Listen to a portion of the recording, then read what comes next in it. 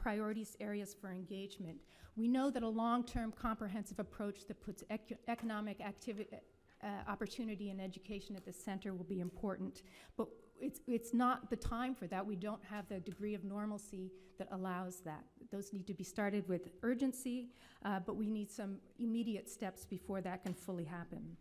Help prevent Boko Haram from regenerating. Essential to preventing regeneration of Boko Haram will be cooperation among Nigeria and its regional neighbors to block supply routes and exfiltration, eradicate rear bases and training camps, and share intelligence on movements of weaponry and supplies. The multinational joint task force has been riven by rivalries and recriminations. U.S. has to pressure those countries to come together for genuine cooperation. Blocking the financial supply routes, critically important. U.S. should mobilize significant resources to this end through the Department of Treasury's Terrorist Financing Tracking Program, building the capacity of Nigeria and others to do the same. Third is to support an off-ramp for Boko Haram fighters that makes surrender a more attractive option. They're not all there for their own will. Many have been coerced, many, including women, have been kidnapped and indoctrinated.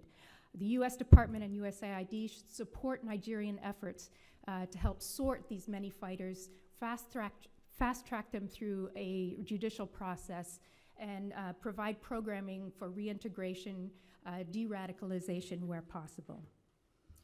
The second big area is to support civilian protection and welfare. We have to support the capacity and professionalism of regional forces. More engagement, not less. I know that human rights abuses by the Nigerian military have been a sticking point in U.S.-Nigerian military engagement. The U.S. government should continue to press for accountability, but it should also recognize that appropriate training and equipment can help mitigate the possibility of human rights abuse. As Nigerian troops have become more competent and better equipped, incidents of abuse have diminished.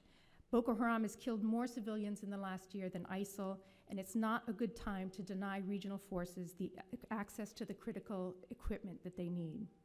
My final point is to support internally displaced people and Boko Haram surviving victims. Some 3 million people in the region have been displaced because of Boko Haram, the vast majority are in Nigeria, but in the surrounding region as well.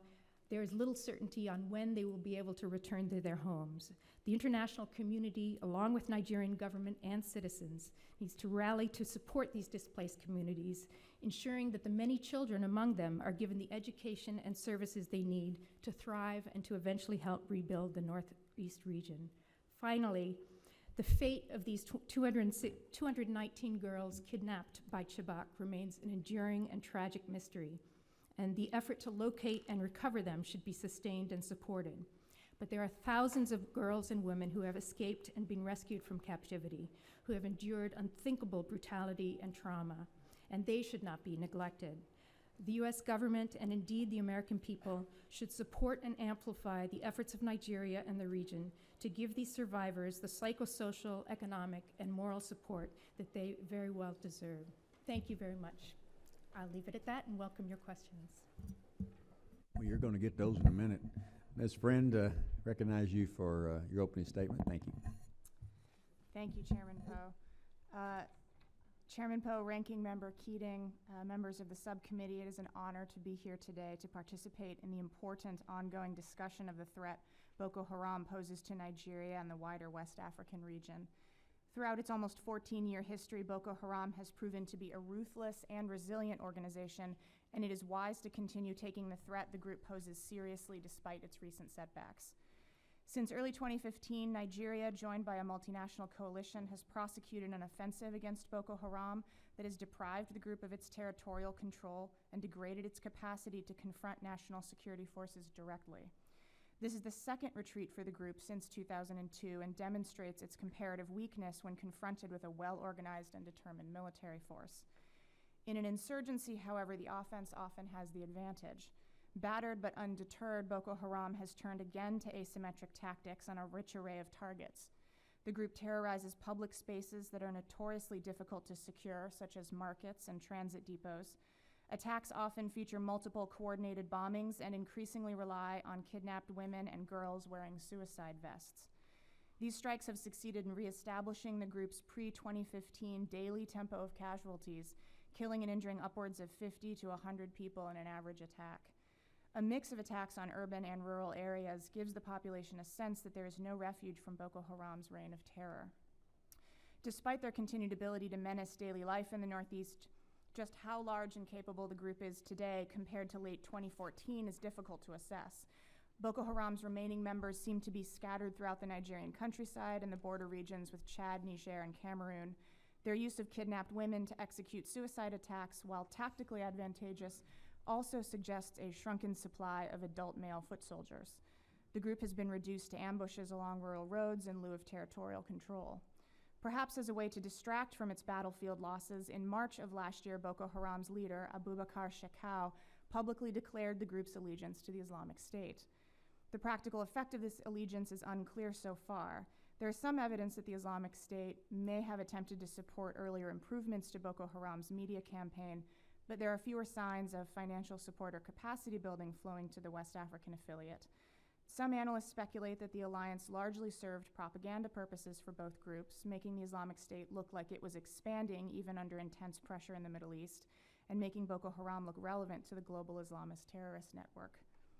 Upon his election in 2015, Nigeria's new president, Muhammadu Buhari, pledged to defeat Boko Haram by the end of the year and took several actions to advance toward this goal, including ostensibly increasing resources for military personnel after years of underinvestment. At the same time, the Buhari administration has announced renewed efforts to investigate and prosecute military violations of human rights and corruption. It is unclear how far these anti-corruption efforts aimed at the security services will truly go, but Buhari's efforts to date represent long overdue steps in the right direction. Nigeria's revitalization of its counterterrorism operations has been aided by a regional and international push for collaboration to combat the threat. In the wake of the Chibok schoolgirl kidnappings in 2014, Benin, Chad, Cameroon, Niger, and Nigeria agreed to reactivate a long-standing but disused multinational joint task force structure. The MNJTF's tasks include targeted operations against Boko Haram, capturing members of the terrorist group, border security, recovery of abductees, regional coordination, and intelligence sharing. Unfortunately, the MNJTF has had an uneven start with budget and troop shortfalls and limited coordination efforts, leading to questions about the task force's sustainability. Task force members focus largely on their own border regions, and it is unclear how much tactical, operational, or strategic level coordination actually occurs. Nevertheless, real operational gains have resulted from the combined, if not entirely coordinated efforts. Just yesterday, for example, Nigerian and Cameroonian forces carried out a successful joint operation that reportedly resulted in 20 Boko Haram casualties and the rescue of 150 captives. Beyond these immediate security efforts, the conflict has displaced upwards of 2 million people, many of whom are children. This glut of refugees and the challenges behind reintegrating former Boko Haram captives indicate a humanitarian and social crisis that may long outlast the fighting. In this context, the Nigerian government must take a strong lead in developing the political will and financial commitment to provide holistic security in areas ravaged by Boko Haram. Such a security plan should include an effective policing capacity to protect the population and deny Boko Haram's successful attacks, coupled with ongoing military operations to keep the terrorists on the defensive. Both forces should be bolstered by intelligence capabilities and linked to an efficient justice sector, able to conduct detention operations and swift prosecutions according to international legal standards. All of this must be coupled with a robust development program that can provide basic services and infrastructure to long-neglected communities. Nigeria does not have to do this work on its own. International assistance, including from the United States, offers a deep well of resources and expertise to the government and Boko Haram's victims. Nigeria is a beneficiary of multiple U.S. security assistance programs through which the U.S. has recently provided communications gear, equipment, and armored vehicles. The U.S. also supports efforts by other regional partners to combat Boko Haram, including Niger and Cameroon, and frequently consults with European partners to coordinate efforts and share information. This broad approach ensures that the counter-Boko Haram effort is a diversified and sustainable portfolio of investment in regional and international partners. But it is important to remember that international support efforts can only proceed at the pace set by Nigeria. The U.S. recently restarted infantry battalion training after a long hiatus, with plans to build on such engagements and ongoing evaluations of Nigerian equipment requests. Continued accusations of human rights violations by Nigerian security forces and Nigeria's own concerns about protecting its sovereignty mean that all external support is preceded with careful and mutual evaluations of both sides' intentions. These engagements are complex but must continue in order to sustain pressure on Boko Haram. The U.S. and other Nigerian partners should continue to point out the connections between government conduct in the north and the resilience and support of local communities, sustaining an upper hand against Boko Haram. Thank you, and I look forward to your questions. Thank you very much.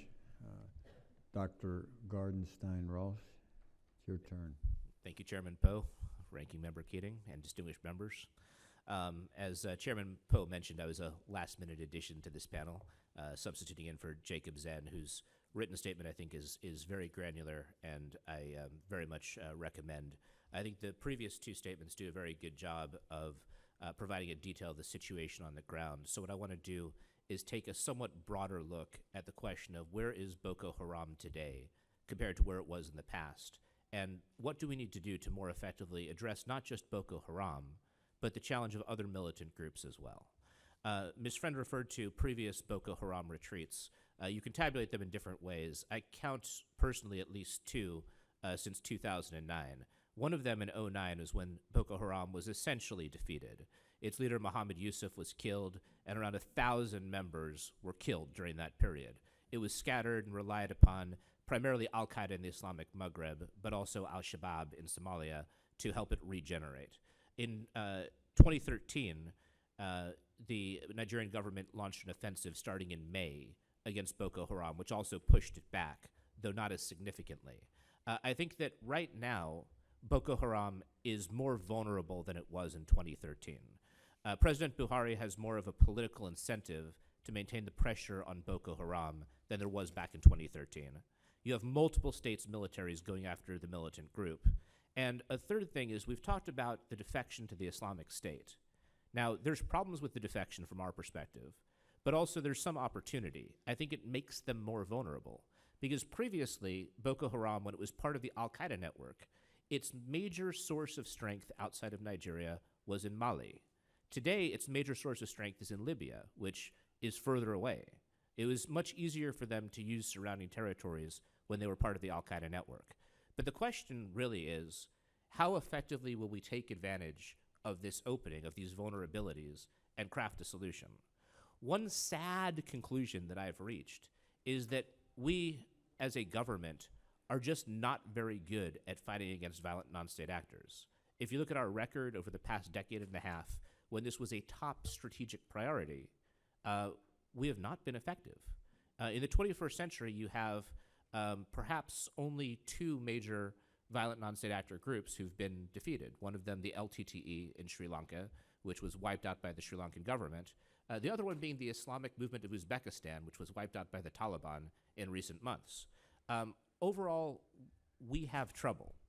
So what I would point to as some of the source of our trouble is that violent non-state actors are very much, they're very old in conception, but in other ways they're a 21st century problem.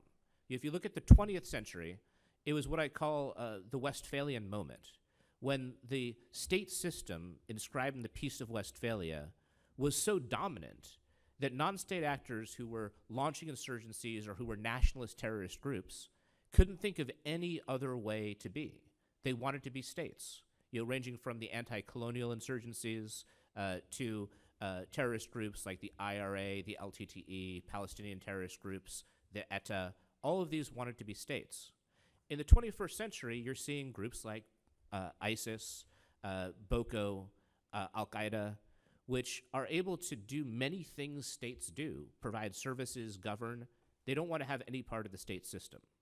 I'd analogize this to what we're seeing in the economic sphere because it's a very similar situation. In the economic sphere, going to the very end of the 20th century, conventional wisdom was that bigger was better, that when Blockbuster came into town, it was going to drive your local video store out, that bookstores like Borders would be able to, with their mega stores, dominate local markets. But these businesses failed to adapt to changing circumstances. They were too bureaucratic, too slow to adjust strategically. Borders didn't even have a website until 1998, 3 years after Amazon launched.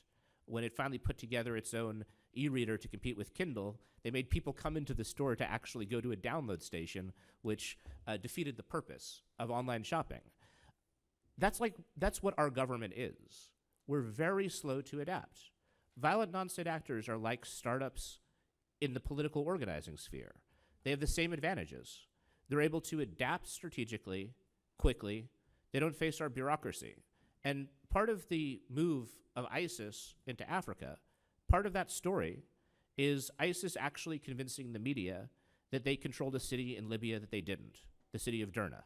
They control Sirte today. But at the time that BBC, CNN, and others reported on ISIS's control of Derna, which helped show Boko how strong ISIS was, they did not control Derna. And one thing that was frustrating for me in talking to multiple people within the US government was that there was no one in place to puncture this myth. And it was bad for us. It was bad for us that they were able to sustain this myth. So looking at, I'd say part of what we should be talking about, we should be talking about the policy solutions put forward here, because these are very good. And as was said by Ms. Cook, there's a sense of urgency. We need to act. But at the same time, we have to think about our organizational structure, because many of the problems that we confront systemically in this area come down to lack of coordination, inefficient contracting rules, and not having the right people in place for this. We need to, just like big industries have adapted by understanding the principles of their competitors, we need to do the same thing, because we have an organizational structure that is not well suited for 21st century challenges. Thank you. Thank all of our witnesses. I recognize myself for 5 minutes of questions. When Boko Haram was established 2002,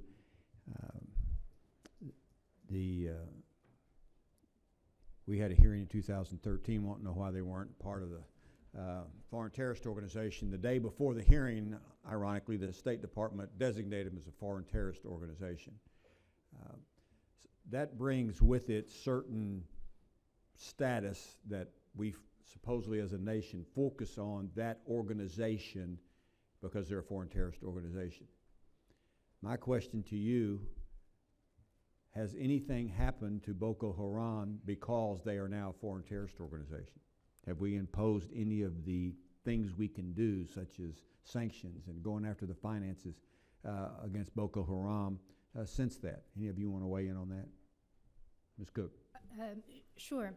I think because of the nature of Boko Haram at that time, and the fact that it doesn't bank in the United States, its members don't travel to the United States, it doesn't bank through formal institutions, I think some of the tools of the Foreign Terrorist Organization Declaration weren't particularly helpful and didn't add a great deal, except perhaps drawing greater U.S. policymaker attention to the group. I think now that the Nigerian government itself has made cutting the group's financial sources a priority, and President Buhari mentioned that in his inaugural address, and we know that the group has expanded its regional connections, I think this is a moment where we can bring those tools much more into play to assist the Nigerians in doing that. That has to be done in coordination with other international and regional law enforcement agencies and financial institutions. That is a vital priority in preventing their eventual regeneration. The Boko Haram has a reputation, and I think it's based on facts, unfortunately, of targeting young women, Christian women, and either forcing them to convert or pay the consequences of sex slavery or murder. Is this a fundamental principle of this specific terrorist organization? Dr. Ross, you want to weigh in on that? It's a fundamental principle of a number of different jihadist organizations. It is a fundamental principle of Boko Haram. ISIS also has done the same thing if you look at their treatment of Yazidis. And if you look at the Nusra Front, which is al-Qaeda's affiliate in Syria, they also have a forced conversion program that they've imposed upon the Druze sect, which I wrote about in Foreign Affairs last year. So the answer is an unequivocal yes. The the activity of murdering folks, young females, Christians, would that, in your opinion, any of you fit the definition of genocide? Ms. Cook, yes or no? Well, I think they're less. They are indiscriminate in their attacks, and we have to acknowledge that many of their victims, perhaps the majority, have been Muslims who equally are forced to adapt this very foreign version of Islam. So I don't know that that label applies in this case. Anybody else? I believe it applies, and much more so in Iraq and Syria, where you actually have governance. Boko Haram's most recent experience with governance in Borno was very short-lived, so you didn't get to see the program get borne out. But the definition of genocide is intent to destroy in whole or in part, and that is absolutely what ISIS did to the Yazidis. It is absolutely what right now Nusra is doing to the Druze. And it, in my view, absolutely applies to what is being done to the Christians as well. You could see ISIS's cancellation of the jizya, which is the tax that non-Muslims who are considered people of the book can pay to continue practicing the religion. They canceled the jizya in Mosul, thus causing all Christians to flee the city. In my view, it's actually unequivocal. It's absolutely correct what Ms. Cook said, that they do also target Muslims, but the intent to destroy, in my view, is very clear. They're going to try to subjugate Muslims, but groups that are not like them, with a few minor exceptions, including Shia Muslims, are groups that they are absolutely out to destroy. Last question, Ms. Friend. You hadn't answered any of my questions, or haven't asked you any, but the world heard about those girls that were kidnapped. And you mentioned in your testimony we don't really know what happened to them. What happened to them? What do you think happened to them? Those 200 to 300 girls. Well, sir, I can only speculate what happened to them. And my personal speculation is that some of them were sold into human trafficking. Some of them were taken on as child brides or sex slaves. And I fear that some of them have been used in these suicide bombings that we're now hearing about. Boko Haram has kidnapped so many children and so many people over time that it's very hard to sort out, especially in suicide bombings, who is who. But that's my fear and what makes logical sense to me. But it is true that as far as we know, as far as the Nigerians know, members of the Joint Task Force, most of those girls are still unaccounted for. I believe something like 57 escaped at the time. So we were looking at closer to 200 girls that are still missing. But President Buhari recently also sounded a note of caution about being able to recover them. So even Buhari, who's quite optimistic about defeat of Boko Haram, is not optimistic about recovery of the girls at this point, unfortunately. Thank you very much. My time has expired, and I'll yield to the gentleman from Massachusetts for his questions. Mr. Chairman, since Boko Haram's Pledge of Allegiance to ISIL, has that had an effect on its recruitment, its retention capabilities, and also where is it getting its financing? Where is it getting its weapons and supplies from specifically? You mentioned, I think, Ms. Friend, that some of it is selling human trafficking, gains, financial gains from that. But what else? And where is it getting the weapons? Yes, sir. As far as financing goes, Jennifer and I were talking about it a little bit before the hearing began. Traditionally, they got much of their financing through extortion, through bank robberies, through looting. Jennifer has some more insights, I think, on sort of more recent information about where they might be getting more support. But those have been their traditional sources. A lot of the kinds of attacks that they undertake are not high cost. They use very low-tech IEDs, for example. So unfortunately, a little bit of money goes a long way for this group. A couple of, if I could, a couple of more recent developments in the last 2 or 3 months. I just want to get your opinions on. Number one, in December, the Nigerian military attacked and killed a number of Shia Muslims in the town of Zahari rather. And do you think that's an indication of future trends for sectarian violence? And what's the government doing to try and quell a Sunni Shia tensions? I think it's a very good question, and there's still a lot that's not known about the circumstances of the Zari attack that killed some 400 Shiite Muslims and grievously wounded the group's leader, Zakzaki. There is an investigation underway, and that may give more clarity. Senior officials that I've spoken to hint at some kind of imminent and dangerous threat, but there's not a lot of public discourse on that. The other thing that I just want to touch upon the last couple of months, there have been reports through separate media sources about Cameroonians committing human rights abuses inside Nigeria. Do you have any comments on that and what the effect could be and how legitimate those reports are? I haven't heard those reports. But in terms of the Shiite split, I think that the Nigerian government needs to tread very carefully there. President Rouhani called President Buhari shortly thereafter. The Saudi Arabian king called him shortly thereafter. What you don't want to see is some ideological proxy playing out in the north of Nigeria. My fear as well. Sir, Ms. if Frank? I may add, Nigeria also has had years and years of Christian-Muslim violence. That's a major problem for stability in the country. Going further into sectarian violence amongst Muslims plays exactly into Boko Haram's hands. And so I completely agree with Jennifer on this case. I think the government has to be very careful about this and not improve the narrative for Boko Haram while they're at it. Another concern I had just recently is just what's occurring in terms of the shift, if there is a shift at all, with President Goodluck Jonathan using private forces, mercenaries, as well. President Buhari, rather, he wanted to shift away from that. Is that happening? Is there still use of mercenaries at all? And are there difficulties because of the use of those mercenaries and having control over them and their conduct as well?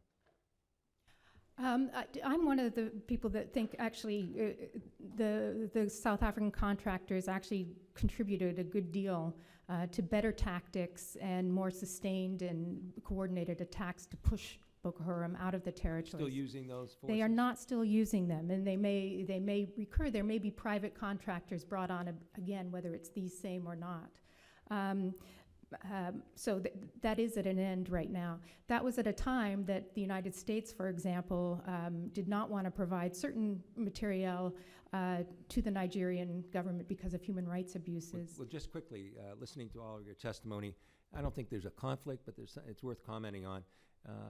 Ms. Cook, you mentioned that some of the gains we made were with the media. Part of that might be quelling their ability to do it. But Dr. Gertenstein-Ross mentioned our inability to deal with these issues of propaganda or media as well. Is there a way to reconcile those two things if indeed there's a conflict in your two testimony, your two statements?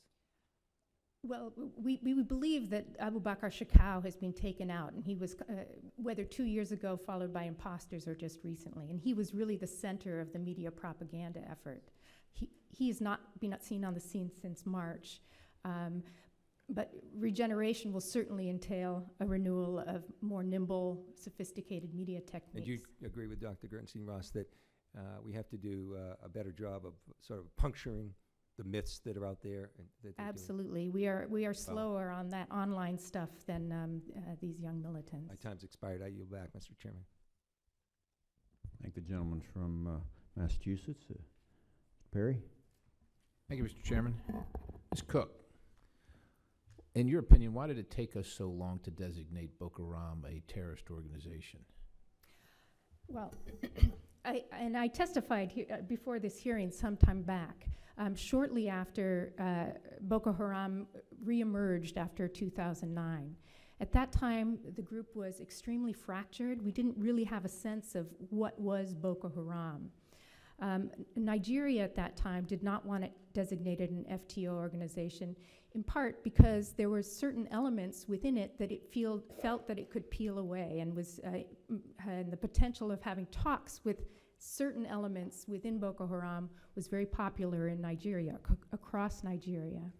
to my mind, at that time, the designation didn't give you tools that would make be more effective. As I said, they don't bank in the United States. They don't use banking institutions. But what it might have done at that time was give greater coherence to a group that was very fractured and ideologically and internally divided at that time. I think the eventual call was right, but at that time, I think there's a legitimate difference of opinion on whether it should have happened or not. My sense was that because the Nigerian government didn't want it, because it might have lent that greater coherence and brand name to the group, we should have postponed it. I guess I understand that it's in their country and they had reservations about it, but in hindsight, Well, there's no question. I mean, you're never going to know, right? You're never going to know if we would have designated it earlier, whether it would have the advent of the coalescing of those disparate. That's right, portions. but we don't know that it would have added any benefit in our fight against Boko Haram, since the tool is directed at bank accounts, asset freezes, sanctions, and so forth. And that's the only thing, as you understand it, in designating. Well, for I know America. that it elevates attention to the group Right. at that time.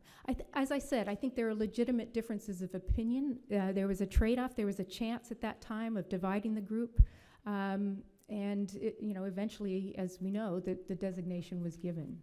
So what's the trigger? So we're watching it.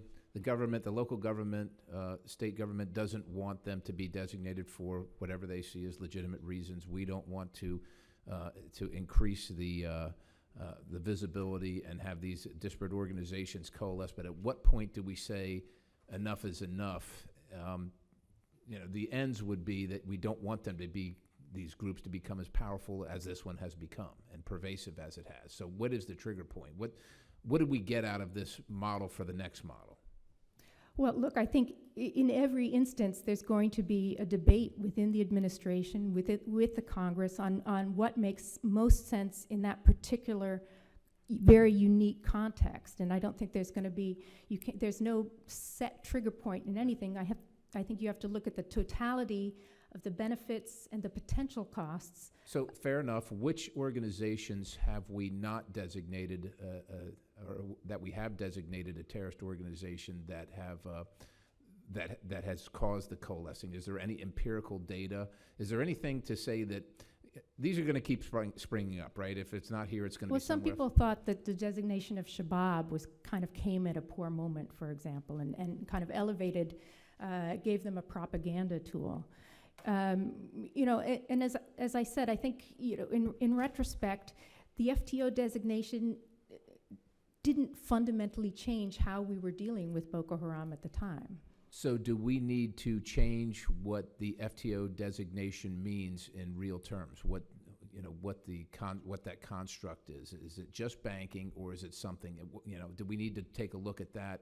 Looking at, you're talking about earlier about how our government, or maybe it was you, Dr. Ross, about how we're slow to react because of bureaucracy and so on and so forth, and they're very quick to react. So is there something that we need to take a look at in this paradigm that needs to change so that our reaction is meaningful in thwarting these organizations? I'd have to reflect a little bit on what that might be. I think recognizing the danger and the potential of the group is important. And if the FTO designation does that, that is a loss in retrospect. But how many do we know that we haven't designated, that since we didn't designate them, they kind of fizzled out on their own? What's that look like? What's that book? Well, I don't know the record of debates on the FTO designation. No, I'm not talking about the record of the debates. I'm talking about which organizations were saying, well, we're thinking about designating them in an FTO, but if we do, it might heighten awareness to them and actually make them what they're aspiring to be, so let's hold off. How many of those are out there that we know of where we were successful by not designating them and then they fizzled out? Do we know what that number is? I don't. And I will tell you that with indulgence, Mr. Chairman, the context is that it seems to me we keep waiting for whatever reason, maybe legitimate, maybe not, to designate some of these people that go around doing the horrific things that they do.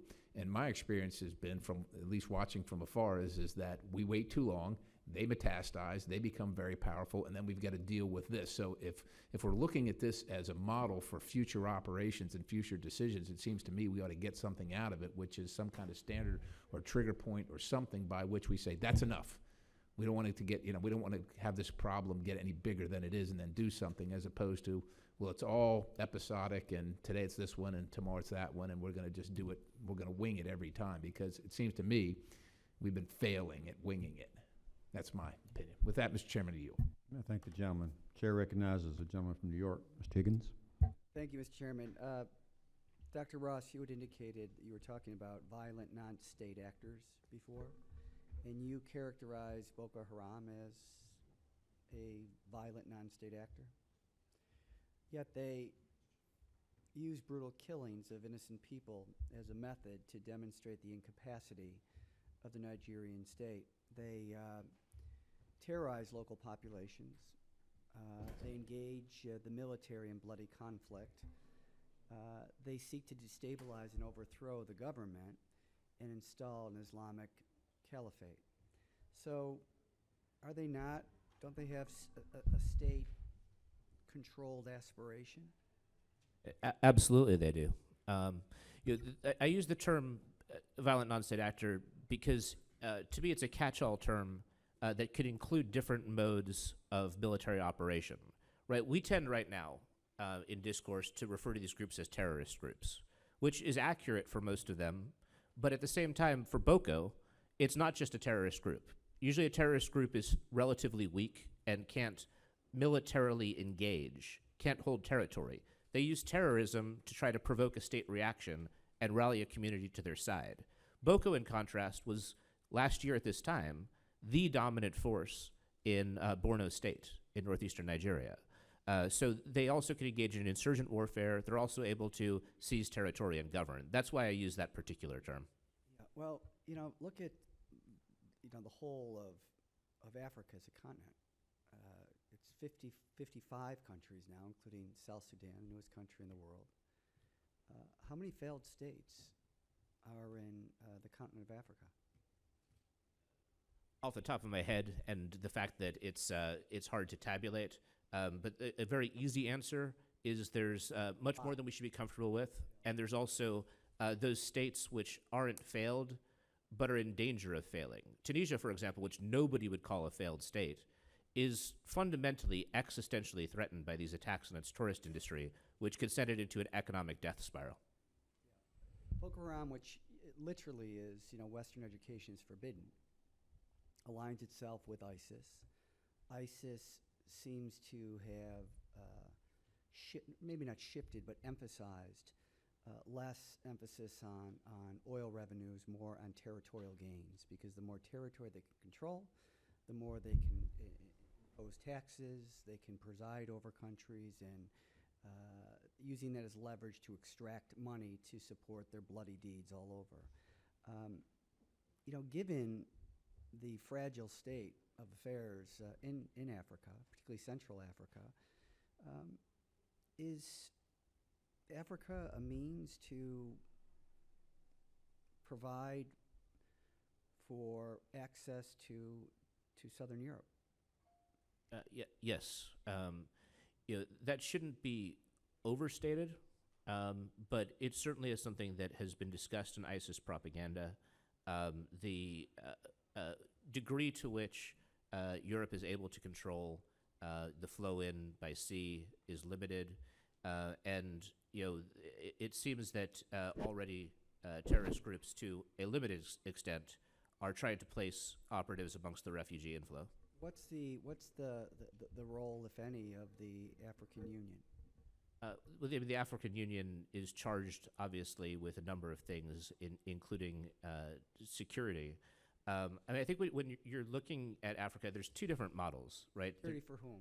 Well, security for African states. So I was. Sorry, how many? What's the population of the continent with its 55 countries of Africa? Off the top of my head. Billion plus. Billion plus. Billion? The billion? How many African Union military personnel are engaged, activated? It's limited. I mean, you have, About? well, in Somalia, it's about today, I think, somewhere between 9 and 12,000. For then you have the ECOWAS and MINUSMA contingents in Mali. I mean, it's the number is in the tens of thousands Let me ask as you this. opposed to. Let me put it to another way. How many stable countries are there in Africa? One, two? Many, No, it's many. 30, 40. It's the majority are stable. But I'll say one thing to cap this, which is, as you said, ISIS, its model right now is to seize territory and hold territory. And we've talked about Al-Qaeda and how Boko went over from Al-Qaeda to ISIS. To me, I'm more worried about Al-Qaeda's strategy, which seems to be a strategy of progressive destabilization. So if you look at Libya, for example, ISIS does hold territory. And one of the things that makes military action against ISIS in CERT, such a difficult thing for us to agree to, is that if you were to push ISIS out, Al-Qaeda could well be the beneficiary. So you retake a city from ISIS without actually winning anything for it. I'm much more concerned about this progressive destabilization. Right now, you can see Boko tried to control Borno State. It got pushed out. Sometimes you can get too greedy. But one thing, given population pressures, resource pressures, including pressures on the water supply in numerous countries, one thing that you can bet on in the longer term is it's hard to keep these countries stable. So if I'm looking at it, it's hard to prevent actors like this whose long-term goal is to destabilize and to capitalize off of that destabilization. Just final thought, Mr. Chairman. Look at South Sudan. South Sudan became the newest country in the world in July of 2011, and they were, in a civil war with Sudan. Yeah. For 30 years. And they become their own state, and primarily Christian in the south. And now there's tribal battle between the Dinkas and the Nuars.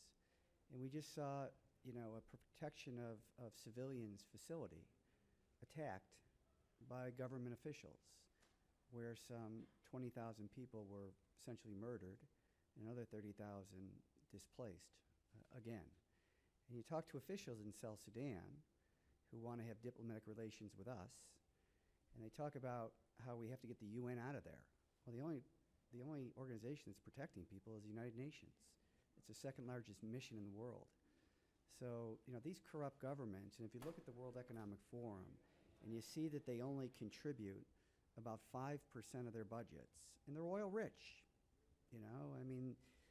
South Sudan, most of the oil reserves are in the south, but the infrastructure is in the north. They have the potential.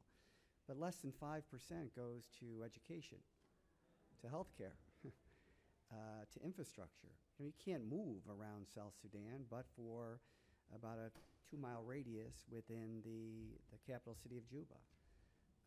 This is a major problem, and I don't have a solution, but it obviously appears as though whatever strategy is being deployed has been an abject failure. It's going to continue to fail, and so long as there is failed states, they are going to serve as a breeding ground for groups like this and ISIS.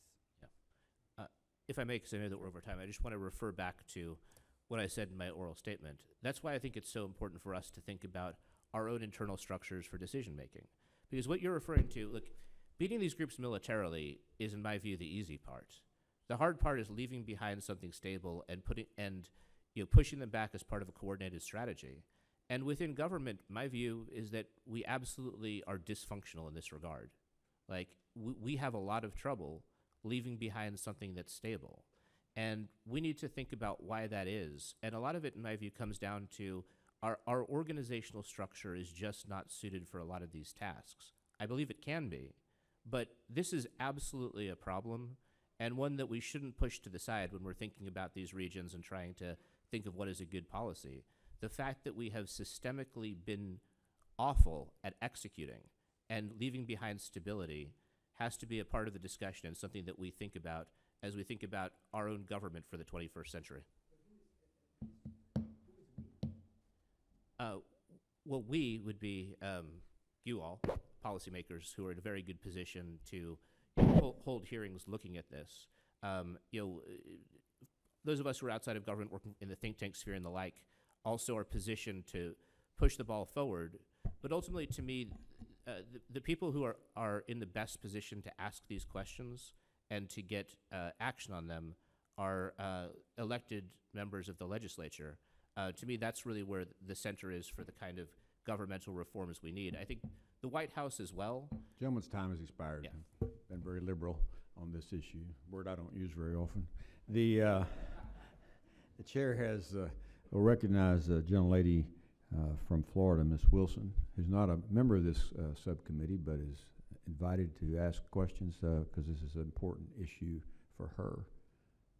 Chair recognizes Ms. Wilson from Florida. For having this hearing today. It is truly needed. And I have several questions. I hope I don't run out of time. But when President Buhari won election, in part because of his commitment to defeating Boko Haram, he contends that the group has been technically defeated. Is Boko Haram stronger or weaker since Buhari has taken over? That's number one. And number two, because of Nigeria's human rights record, and we went to Nigeria twice, and they were asking for the ability to buy arms and weapons from the United States, and something called the Leahy Law prevents that. How do you get around the Leahy Law? How many people do you kill? Because Boko Haram, according to all national newspapers, is number one. And the most terrorists, they have killed more people than any other terrorist group in the world. So when are we able to get the right people in the right places to defeat them? This is for anyone who can answer. I think, and as I said in my remarks, I think Boko Haram is very much weaker, but that does not mean that it is any less lethal and dangerous for the communities of that region, and we've seen that in the horrific attacks of the last few weeks. So this is a moment to weaken them even further and to eliminate their ability to then regenerate. I think the asymmetrical attacks that they are now launch, that's a much more vexing problem because the area is so vast than just clearing them off of territory. And that requires very nimble responses, much better communication among military forces and with the communities, and the capacity to move very quickly and respond. On the Leahy Law, I fully support the principles and the logic behind the Leahy Law. I do think there might be there should be room for some flexibility in looking at this so that it is applied less broadly to entire units, perhaps focus on individuals or smaller units. You look, I don't want to cut you off, but that is what the answer we got from actually the senator himself. And as I said, this was something, and then I want to ask this. We met with senators here from Nigeria, senators who represent different parts of Nigeria, and we met with them in Nigeria. And they say that they know where the girls are, and is this true? Is there any truth about President Buhari actively bartering with the appropriate leader of Boko Haram in exchange for the girls, that they are held captive in a secluded, secure area in the forest? Is there any truth to that? Well, there may be efforts to connect with the group to negotiate some release. No one that is, of the thousands of members of Boko Haram that have been captured, of the thousands of women and girls that have been captured, no one has seen a Chibok girl, and that is just a remarkable mystery. I think many people I talk to think that they are broken into much smaller groups, married away, and possibly in the northern mountains of Cameroon, in Niger, and elsewhere. This is just, it's a tragic mystery as to where they have gone. I'm sure the government if one of them, do you think that if they were just one would appear. If they were married away, or someone out of all of those girls couldn't have escaped, gotten back home, or went and told someone that they were a Chibok girl?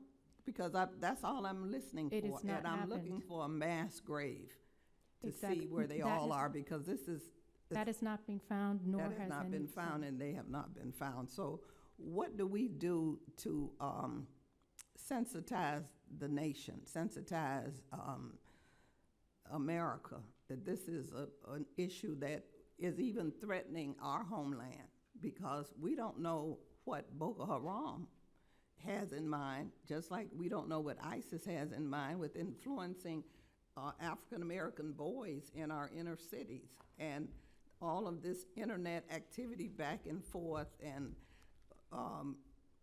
has anyone looked into that? And it is my understanding that there is a whole department at the State Department that deals with Boko Haram, and there are analysts there who just track Boko Haram. Are you aware of that? Well, I know that there's an interagency kind of cooperation group within the State Department, and they've expanded their coordination and presence on Boko Haram. I don't know the What numbers. about the threat to the homeland, to our homeland, from Boko Haram? Just like we're all afraid that ISIS is going to find its way in the United States. Is anyone afraid that Boko Haram is going to find its way into our inner cities? When I monopolize, but Ma'am, I Have been don't, discussed at all in your think tanks? I don't think there's a huge concern about that. There, of course, is, because of the nature of these groups where you can get one or two operatives through by hook or by crook, it's always a concern. But I think in the rack and stack of groups around the world, there's less concern that Boko Haram poses an immediate direct threat to the U.S. homeland, and more concern about the threat they pose to Nigeria and the surrounding region. And also, of course, concern about this newfound connection with the Islamic State and what that really implies and entails. One of the members earlier asked, I think it was Mr. Higgins, asked about the threat to Europe. And of course, our European allies are very concerned about a threat from ISIS coming especially out of Libya, but North Africa in general. So those are the immediate threats, but of course, from my time inside the executive branch, everyone's always on the lookout for the metastasization of such groups and for the evolving threat that Boko Haram could be posing to us. But at this time, right now, my understanding is it's less of a concern that they pose a direct threat to the homeland. When does it become a threat? When it hits? No, Or- ma'am, I think when you start seeing, and of course this would be in a closed hearing, and I don't have such information right now, but the kinds of things you would see would be direct communications between either foreign nationals in the United States or even American citizens with either facilitators that are talking to Boko Haram or with Boko Haram members themselves. I was never on the intel side, so I'm not as expert in that kind of thing, but when I saw finished intelligence, that was the kinds of things that you look for. All right, Mr. Chair. I thank the gentlelady. I want to follow up on a question she had about what happened to the girls. Have any of them been ransomed back to their families? not to my knowledge, and not to the knowledge of the people I spoke to in Maiduguri and Abuja. And the other question she had was regarding mass graves of these girls. Has there been any evidence that they have all been killed or murdered somewhere? I mean, is there any evidence of that, or is it just like you have mentioned, Ms. Friend, that they have gone different ways, all bad ways, but they have disappeared in different ways, other than this a murder? Yeah, Mr. Chairman, my understanding from Amnesty International, who I think has done the best work on looking for mass graves have largely been found to have adult or teenage males in them. There was one that Amnesty identified outside the Giwa barracks, for example, that was largely males. Again, my speculation is that young girls are financially valuable, and so they would first try either to keep them themselves for domestic purposes, or to sell them again into trafficking or slavery because they could make money that way. But again, that's my speculation. No one knows. It is truly a mystery. Thank you. Chair also has another member of Congress here as a guest, Ms. Jackson Lee from Texas, and the chair will recognize her for her questions. Mr. Chairman and Ranking Member, let me thank you very much. And I'm going to probably make comments because I think Mr. Gartenstein Ross, you're pointing back to policymakers and legislators are very important. There is a level of frustration, and we have joined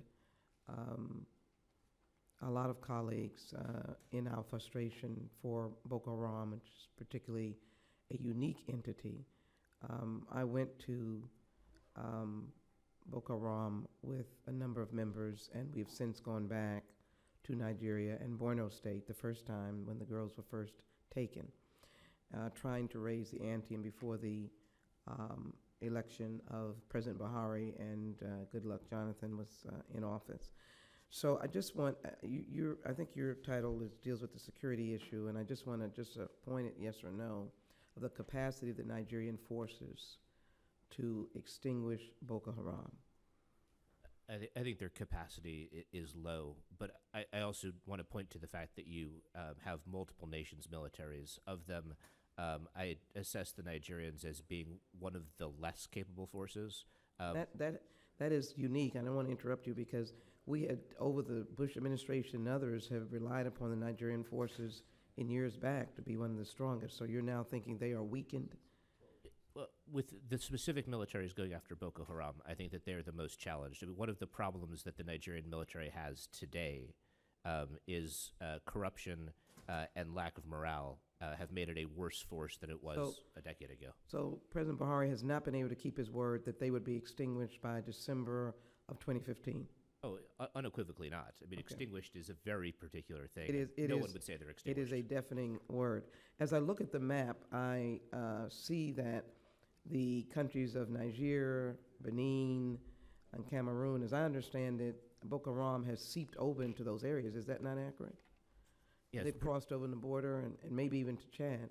Yeah. Because the coloration ends around Nigeria, but they go in and out, do they not? yes, it's carried out major attacks Yeah. in Niger, Chad, and Cameroon. Right. And so the forces that you are speaking of is some of the troops from the surrounding countries. Which would you seem to be the strongest? I would defer on that, in that I would want to actually try to do an assessment. But just what I can say is that the Nigerians are their military is particularly challenged right now. And looking at kind of the battlefield, others have been better. Perhaps one of my colleagues can speak to military capabilities of comparison of the four. Congresswoman, if I may, you're absolutely right that the Nigerians used to be one of the best militaries in Africa. There was at least a decade of underinvestment, however, in part because of concerns about a military coup. And so the forces that met with Boko Haram were incredibly under-equipped, ill-trained. Their morale was very low. What Buhari has done since coming into office, which he hasn't even been in for a year yet, and these things take a long time, which is part of what I think the U.S. needs to remember is a little bit of patience to let them recapitalize. But I think one of the things he's done that's been particularly inspiring for the foot soldiers is clean out some of the brass at the top, say we're going to have a different kind of command climate. He's himself a retired major general in the Army, so he's had a real focus on trying to improve morale, again, personnel payment, and then equipment from sort of all sources he can get to build the forces back up again. But it's going to take time. So right now it is not the Nigerian military that you might remember from years past. Let me conclude, and bells are ringing on me. Let me conclude, bells are ringing, by saying, and I'm glad you gave me that opening, I do want to acknowledge the strength of President Buhari's words, and I would associate with his commitment.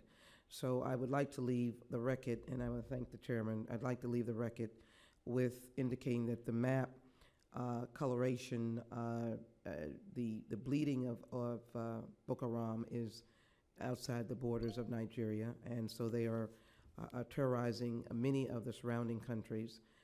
I've offered that I believe this is an African Union issue, a United Nations issue. Comments were made about Africa. Most of the world is destabilized. The Mideast, it gives me pause to find outside of Israel one stabilized country in the Mideast, Jordan, let me not, and there may be one or two others. But we're facing a unusual terroristic siege, if you will. So I guess I'd like to leave on the record that Boko Haram's attention needs to be enhanced. It took great pride in associating itself with ISIL. It is as dangerous or worse, as my colleague has said. And I do believe that we need to put pressure on Europe. We have the Africa Command, we have the Leahy Rule, and we need to find some flexibility where we can work with those resources and those military resources in a way that says that we mean business in terms of the security of those areas, because they will do nothing but grow and continue their siege of horrific violence. And I thank you all. With that, Mr. Chairman, I yield back. Thank the gentlelady. I thank both Ms. Jackson Lee and Ms. Wilson for their being here today, and also their strong interest in this very tragic situation. Without objection, the chair will recognize Mr. Keating for an additional question. Thank you, Mr. Chair. Just one final question that we had regarding your testimony, and just as an overview. Over 200 girls missing, a mystery, no trace of them, alive or killed, no trace whatsoever. That makes me, question the extent and capabilities of Nigeria's domestic intelligence on the ground and U.S. intelligence on the ground. Can you comment on our current capabilities and what some of our needs might be, and both Nigeria's needs in terms of intelligence and our own? I can take a try at it. Immediately after the Chibok kidnapping, the Department of Defense announced that it was providing ISR support, which of course is overhead surveillance. And now there's also ISR support coming out of Cameroon as well. Again, that's overhead surveillance. On the ground penetration into northern Nigeria by almost anyone who's not a resident there, or part of the military contingent, is very thin. Lots of NGOs can't get in. And so my sense has always been that our on-the-ground intelligence has been really reliant on the Nigerians and on other sources, and that most of what we do and most of our support to Nigeria has been through ISR, which is a huge technical capability that they, of course, do not have. In terms of intelligence sharing, again, there's what we share has to be capitalized on by the Nigerians. Great. Well, thank you. And I'd just say that given their Boko Haram's allegiance to ISIL, it's even more important, I think, for the U.S. to have more active intelligence on the ground. Thank you very much. I thank the gentleman. I thank all y'all for being here today. All y'all is plural to y'all, in case you're wondering. But thank you for the work you do. And there may be other questions that members of the committee have for you, more specific, and they will file those questions within the next 5 days, and we'd appreciate your prompt response to those questions. And thank you for your expertise in this very tragic area. Thank you very much. The committee is adjourned.